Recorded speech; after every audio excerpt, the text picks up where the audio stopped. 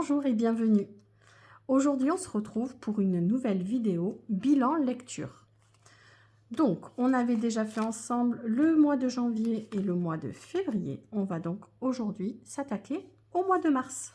Pour ça, même matériel que d'habitude, mon carnet, mon tampon et mon encre pour les notations, un feutre, un stylo et mes petites étiquettes de lecture. Je vous mets les autres vidéos des bilans lecture si jamais vous ne les avez pas vues. Et comme d'habitude, je vais d'abord écrire tous les livres lus, mettre les étiquettes, les tampons, et ensuite on en parle et on note ensemble.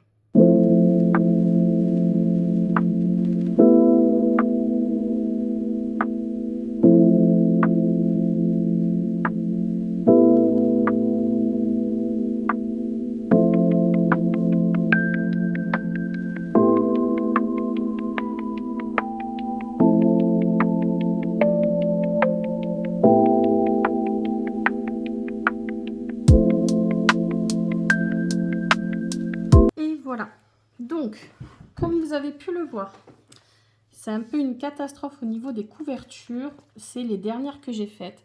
J'ai eu un souci avec mon imprimante et donc avec ma Cricut qui n'a pas reconnu les lignes comme il faut. Donc, toutes mes dernières impressions sont déjà de très mauvaise qualité et surtout complètement découpées en plusieurs morceaux. Celle-ci, celle-ci, celle-ci et celle-ci. Donc là, ça se voit pas trop parce que finalement, j'ai pas mis les morceaux déchirés, c'était peut-être mieux. J'aurais dû faire la même chose. Bon. Allez, c'est parti pour la notation. Les douleurs fantômes. Non, d'abord, je revenais des autres. J'avais adoré. Je vais lui mettre 4 étoiles. Donc, en fait, si je me souviens bien, parce que j'ai une très mauvaise mémoire, il me semble que c'est une jeune fille qui va dans un hôtel, dans un chalet pour un emploi saisonnier, pour un peu échapper à sa vie, ses problèmes, dont je ne parlerai pas pour pas spoiler. Et du coup, elle rencontre les autres saisonniers avec qui elle va travailler. Il se passe voilà, beaucoup de choses. J'ai vraiment beaucoup aimé les personnages, les relations entre eux. Enfin, c'était vraiment, vraiment intéressant. La reconstruction, etc. Ça parle de plein de sujets. J'ai vraiment beaucoup aimé. J'aime bien comment Melissa d'Acosta écrit, donc ça aide beaucoup. Et la suite, les douleurs fantômes, qui était tout aussi bien. Donc je mets 4 étoiles. En vrai, je crois que j'ai quand même préféré... Oh non, en fait, je sais pas si j'ai vraiment eu un préféré entre les deux. Donc ils auront 4 étoiles chacun. Je vous les conseille, ils sont vraiment, vraiment sympas. Ensuite, TikTok m'a tué. Alors, je l'ai mis dans mes lectures parce que je l'ai lu, mais c'est pas un livre dans le sens où il fait... Alors, moi, je lis sur liseuse, mais sur la liseuse, il fait, je crois, 32 pages. Donc, c'est un chapitre d'un livre. Mais bon, je l'ai lu, donc je l'ai quand même mis. Et alors, bon, celui-là, je vais lui mettre une seule étoile. J'ai pas aimé. J'avais déjà dit dans une autre vidéo, je mets 0 étoile, c'est que si j'abandonne les livres. Donc, dans ce carnet, c'est les livres que j'ai lus, donc il n'y aura jamais de 0 étoile. J'aime pas mettre 0 étoile. Une étoile, ça m'a pas plu. Déjà, c'était très court.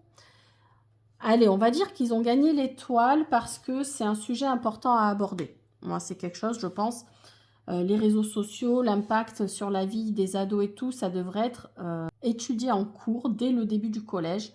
Je sais pas, on a bien des trucs d'éducation civique, enfin maintenant c'est plus ça, EMC. Il y a toujours des matières, j'ai envie de dire, un peu, on ne sait pas trop à quoi ça sert. Bon, mais il pourrait franchement caser une intervention au moins, je sais pas, une fois par mois ou un truc comme ça. Je pense vraiment que c'est quelque chose qui devrait être étudié. Bref, c'est très bien qu'ils aient abordé le sujet.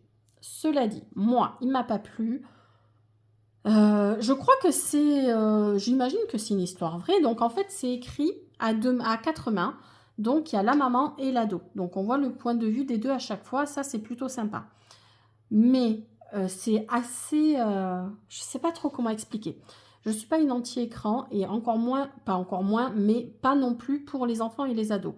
Je pense juste que ça doit être encadré et que les enfants doivent être éduqués aux écrans. Donc, moi, j'ai du mal à mettre, toutes les horreurs du monde, toutes les horreurs, dans les familles, toutes les on va dire tous les, comment dire? Les mauvais côtés des ados ou des enfants. J'ai du mal à mettre la faute sur les écrans parce que pour moi, ça n'a rien à voir. Bref, ça c'est un autre débat. Tout ça pour dire que là, moi, j'ai trouvé ça très dramatisé. J'ai une ado, donc je comparais, on va dire, son ado à la mienne. Alors, c'est pas comparé en mode, ouais, la mienne, elle fait pas ça. Non, c'est en mode, j'imaginais que ma fille faisait ça et que moi, j'étais la mère. Mais en fait, j'ai trouvé ça hyper dramatisé, dramatique. Je sais pas trop comment expliquer, théâtralisé. Je pense que ça arrive peut-être dans des familles que ce soit comme ça. Moi, je trouve ça trop. En fait, je trouve diabolisé. TikTok diabolisé. Alors qu'en fait, c'est juste une ado qui n'a pas été éduquée aux écrans, je pense. Bref, je veux pas leur jeter la pierre ou leur casser du sucre sur le dos, mais moi, j'ai pas du tout aimé. Suivant l'anti-lune de miel, que je me rappelle. Ah oui, oui, oui, ça y est. Alors, c'était rigolo. C'était, ça me fait, bon, je le dis souvent, mais ça me fait penser un peu à des téléfilms assez rigolos. Je vais lui mettre, je sais pas si je lui mets 2 ou 3 étoiles, je vais réfléchir. On se doute de comment ça va finir, on se doute de plein de choses. Mais c'est quand même rigolo, les personnages sont attachants. J'ai bien aimé, voilà, finalement, les histoires entre certains personnages. J'hésite, 3 étoiles. Allez, en vrai, parce que vraiment, j'ai bien aimé les personnages. C'était quand même drôle. Et donc, en fait, c'est l'histoire, ça démarre au mariage d'une personne, enfin d'un couple.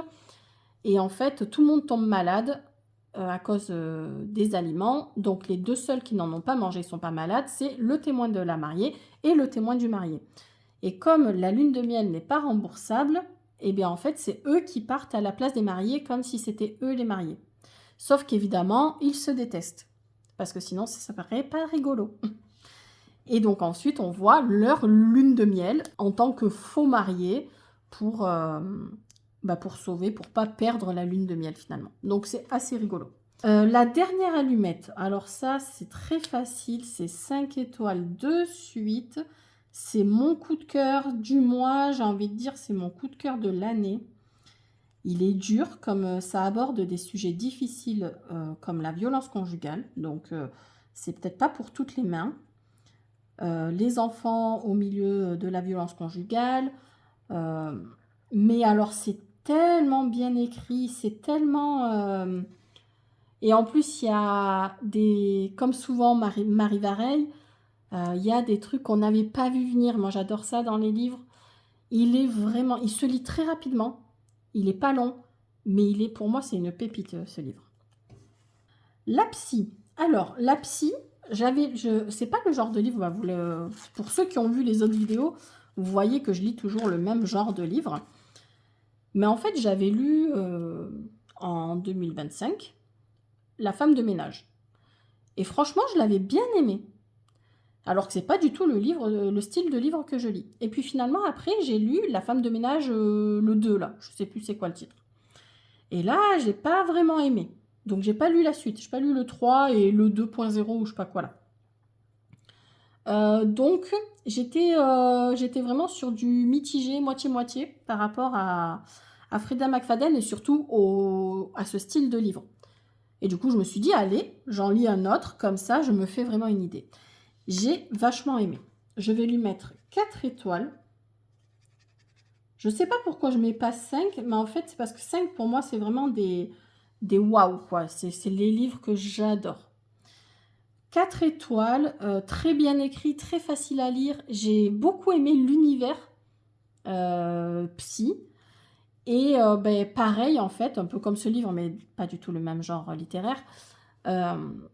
En fait, on ne sait pas. C'est un peu comme dans La femme de ménage. Il y a à la fin, on se dit « Ah, mais non, c'est ça !»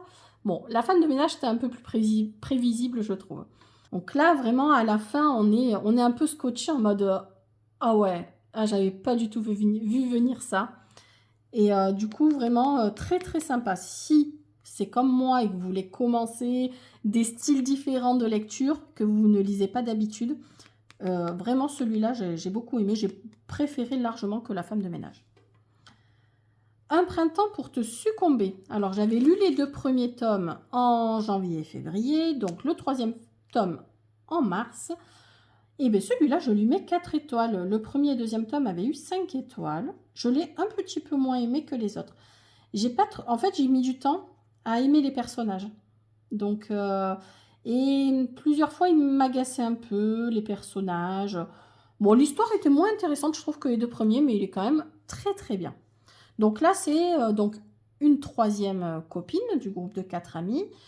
Et elle, en fait, elle se marie avec quelqu'un qu'elle déteste, enfin qu'elle pense détester, parce qu'elle a besoin de protection et lui, il a besoin d'une fausse femme. Enfin, il a besoin de se marier pour d'autres raisons. Et donc, c'est leur vie ensemble, ils apprennent à se connaître. Et bien évidemment, il se passe d'autres trucs, sinon ce serait très long s'il n'y avait que ça. C'est intéressant, c'est vraiment agréable à lire, mais voilà, c'est pas un 5 étoiles pour moi. Et on va terminer avec la librairie des livres interdits. Et celui-là, je vais lui mettre 2 étoiles parce que je crois que, je sais pas, avec le titre et le petit résumé que j'avais lu derrière, j'en attendais beaucoup plus. En fait, je trouvais qu'il y avait vraiment matière à faire une super histoire. Et j'étais un peu déçue, je l'ai trouvé un peu... j'ai eu du mal à le lire, pas en mode il est difficile à lire, hein, mais j'ai eu du mal à lire longtemps. Bref, c'est l'histoire donc d'une époque, je ne sais même plus laquelle, où en gros ils interdisent une grosse quantité de livres parce que le gouvernement donc, et donc parce que ça va pas avec leur politique, ils veulent pas parler de plein de sujets, donc ils interdisent tous les livres qui parlent de ces sujets-là. Et il y a un libraire qui fait une librairie un peu clandestine. Et donc ça démarre comme ça. Après, il se passe d'autres trucs que j'aime pas trop dans l'histoire. Finalement, après la fin, on va dire, allez, le dernier tiers, se lit beaucoup plus vite. Et voilà, c'est terminé pour mes lectures de mars. Dites-moi s'il y en a certains que vous avez lus, si vous êtes d'accord ou pas avec moi sur mes notes. Donc, dites-moi si vous avez lu La Dernière Allumette. Est-ce que vraiment, comme moi, vous avez trouvé que c'est une pépite? Et je vous laisse donc pour cette vidéo et je vous dis à bientôt.